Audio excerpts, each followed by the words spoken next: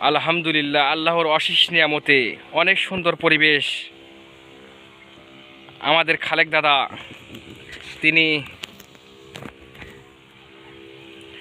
জমিতে কীটনাশক বিষ দিচ্ছেন, কিন্তু অত্যন্ত দুঃখের বিষয়, পুরান ধানের দামই নাই। নতুন ধানের যে কী অবস্থা হবে আল্লাহই ভালো জানে। এত টাকা খরচ করে আবাদ করার পরেও যদি ঠিকমতো যদি টাকা না পাই, এর সমান আর দুর্ভাগ্যের বিষয় কোনো কিছুই মনে হচ্ছে না। আলহামদুলিল্লাহ, আল্লাহ তাআলা অশেষ নিয়ামতে অনেক সুন্দর ধান দিয়েছেন।